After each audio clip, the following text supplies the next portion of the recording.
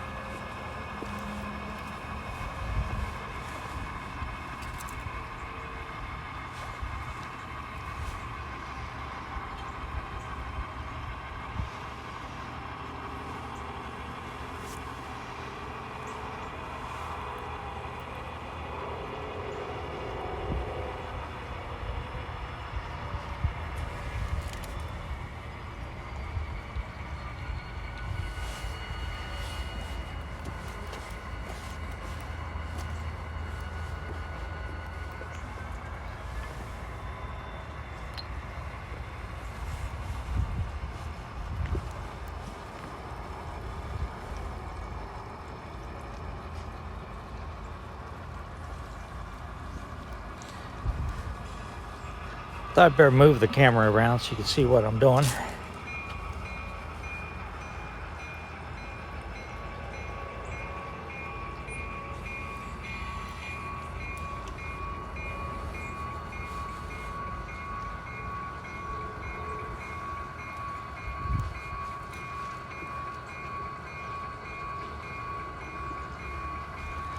I'm narrating this on Tuesday, September 28th, and we may have our first light frost tonight. Weather has been very nice.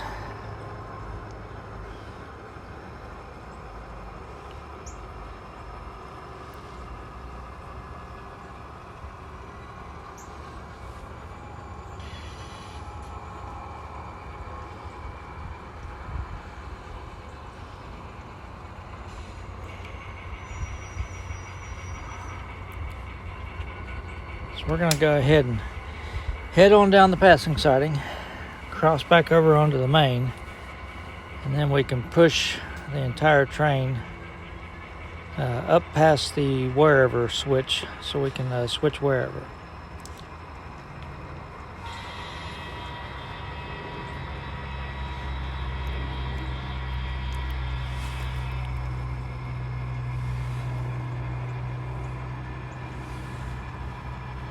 Obviously, I always enjoy running my trains, but for some reason, this layout ran really well, and I just really enjoyed this session. This particular session, anyhow. I think I like pushing around the longer cuts of cars rather than just one or two cars. That's what you see more in real life anymore, anyhow.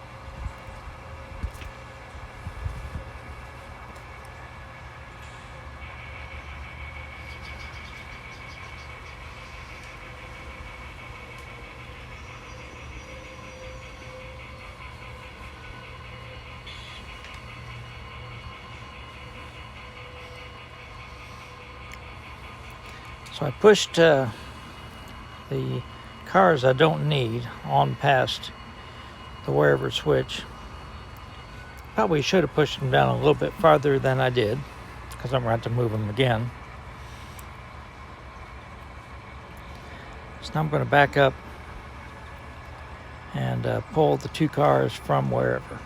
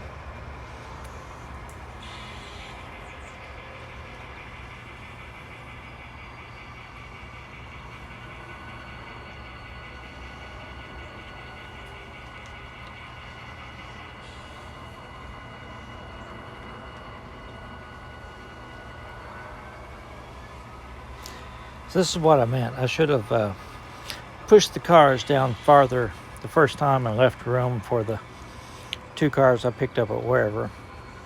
Because in real life, I would have had to set the brakes, then release the brakes, then set the brakes again. So I think they would have just pushed it a little bit farther and avoided that. So there's 4 cars being delivered to Wearever. That's the most it'll hold. I've got the covered hopper with plastic pellets in spot 3, the Toledo, Peoria, and Western boxcar, spot 2. That's a new acquisition. And I can't remember what boxcar is going in spot 1, but the N&W 60-foot car is going into the off-spot position.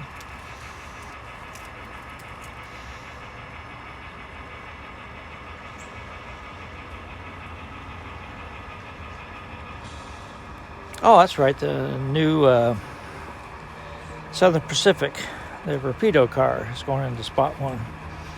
Beautiful car.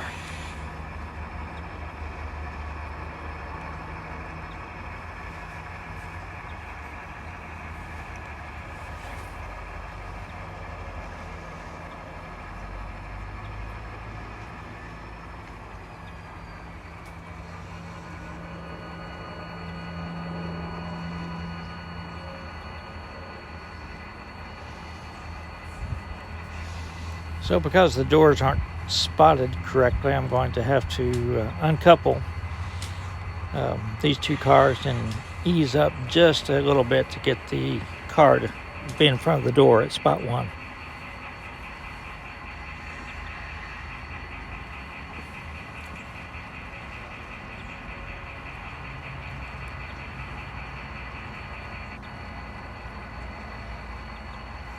That should do it.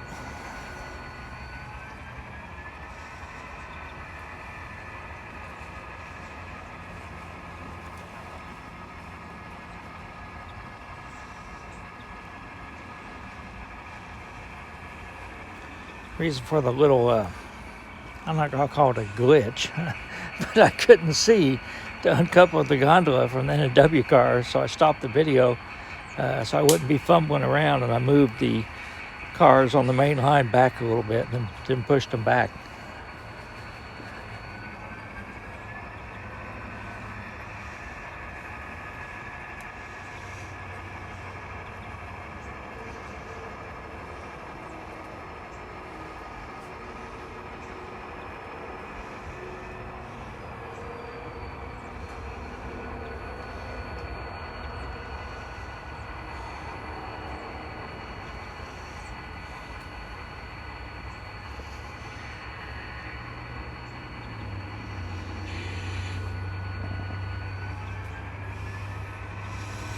Alright, so now all I have to do is head back to the yard. And if you remember, since I'm running Chillicothe by itself, the yard is actually west of Douglas Avenue and ITT Grinnell and all that, so it's not going to look like I'm going to the yard. It's going to look like I'm heading out of town over the bridge, but that's the correct direction to go to the yard.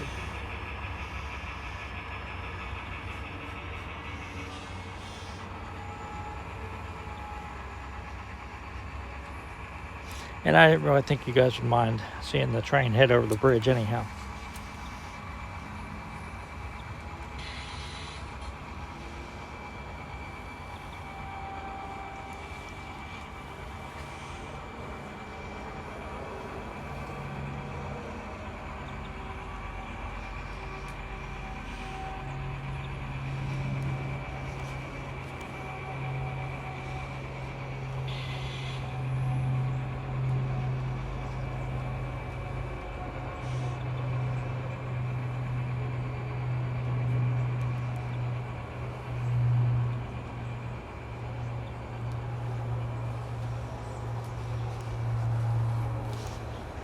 Still having a few birds migrating through, but it's definitely slowed down.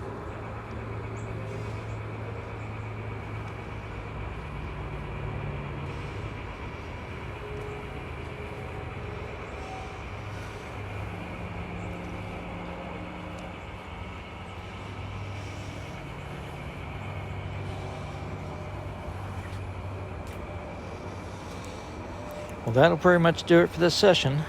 So I will start another one tomorrow morning.